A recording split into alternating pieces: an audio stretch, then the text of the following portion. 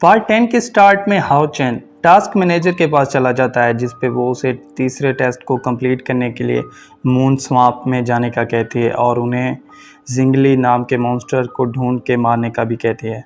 अब दोनों उस लड़की के साथ बातें कर रहे होते हैं, तभी वहाँ पे एक नाइट आ जाता है जिसका नाम मोचू होता है। वो उन्हें बताता है कि मैं जब मून स्वाम्प में गया था तो मैंने वहाँ पे एक मियाज़मा देखा, जिस पे एक खूबसूरत लड़की मेरे सामने आ गई और उसने मुझसे शादी करने की ऑफ़र दी। क्योंकि वो लड़की बहुत खूबसूरत थी और मैं कुंवारा था, इसलिए मैं उसके पीछे पीछे चला गया। तभी मेरी सेंसेस ने दोबारा काम करना स्टार्ट कर दिया, जिस पे मुझे रियलाइज़ हुआ कि वो लड़की नहीं बल्कि जिंगली मॉन्स्टर है। क्योंकि मोचू की शादी नहीं हो पाई थी, इसलिए वो ये सोच के रोने लगता है, जिस पे बाकी सब उसकी बात पे हंसने लगते हैं। तभी हाओ चेन उस लड़की से मियाज़मा के बारे में पूछता है, जिस पे वो लड़की उसे बताती है कि मियाज़मा एक तरह की इल्यूजन है, यानी आँखों का धोखा। अगर तुमने उस मियाज़मा को हराना है तो फिर तुम्हें मियाज़मा पिल्स को ख़रीदना होगा, जिसे मून सिटी में सिर्फ एक ही बंदा बनाता है और उसका नाम मास्टर लिन है। तभी जिन का यूनिकॉर्न यानी रोज़ एक लड़के को तंग करने लगता है, क्योंकि उसके बाल ग्रीन कलर के थे, इसलिए वो उसे घास समझ के खाने लगता है। जिसके बाद रिवील होता है कि उस लड़के का नाम मास्टर लिन है। इसी बीच मास्टर लिन 3 यूनिकॉर्न पिल्स को बाहर निकाल लेता है, जिसे देख के रोज़ मास्टर लिन को छोड़ देती है और उन पिल्स को खा लेती है। क्योंकि मास्टर लिन एक यूनिकॉर्न से डर गया था, इसलिए ये देख के सब उस पे हंसने लगते हैं, जिस पे मास्टर लिन रोज़ पे गुस्सा हो जाता है और कहता है कि मैंने इस हेयर स्टाइल पे ढेर सारे पैसे लगा दिए हैं और तुमने इसे कुछ ही लम्हों में ख़राब कर दिया, तो अब इसके पैसे कौन देगा। ये सुनते ही जिन भी गुस्सा हो जाती है और कहती है कि तुम्हारा हेयर स्टाइल पहले से ही बेकार है और ऊपर से तुम मेरी रोज़ को ब्लैकमेल कर रहे हो। ये सुनते ही मास्टर लिन हंसने लगता है और फिर उन्हें अपनी बनाई हुई मेडिसिन दिखाने लगता है। सिर्फ यही नहीं, वो उसे अपना मैजिक टैलेंट भी दिखाता है, जिसे देख के सारे हैरान रह जाते हैं।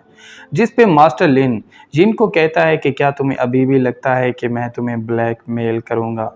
ये सुनते ही जिन फिर से मास्टर लिन को टीज़ करने लगती है, जिस पे मास्टर लिन गुस्सा हो जाता है और इस बार वो उसके बालों का मजाक उड़ाने लगता है। ये सुनते ही जिन गुस्सा हो जाती है और उस पे अटैक करने लगती है, मगर हाओ चेन उसे ऐसा करने से रोक लेता है। क्योंकि हाओ चेन को मियाज़मा पिल की ज़रूरत थी, इसलिए वो मास्टर लिन से उन पिल्स को बेचने का कहता है, जिस पे मास्टर लिन उन पिल्स के बदले 3 गोल्ड कॉइन्स देने का कहता है।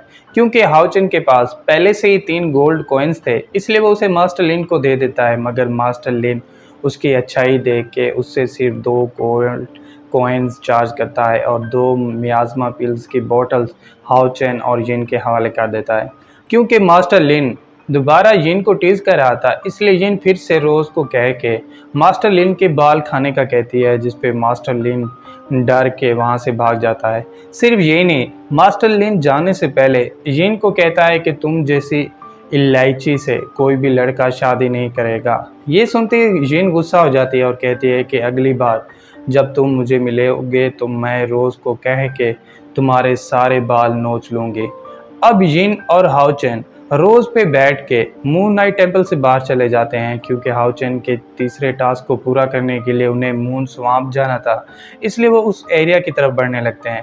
क्योंकि जिन की बीस्ट यानी रोज़ बहुत ही ऑसम थी, इसलिए ये देख के हाओ चेन जिन से पूछता है कि मुझे ऐसा बीस्ट कब मिलेगा, जिस पे जिन उसे बताती है कि जब तुम तीसरे लेवल के क्वाशी नाइट बन जाओगे तो फिर तुम्हें नाइट माउंटेन पे जाना होगा, जहाँ पे नाइट्स ढेर सारे बीस्ट्स को ट्रेन करते हैं और वहाँ से तुम्हें तुम्हारा बीस्ट मिलेगा।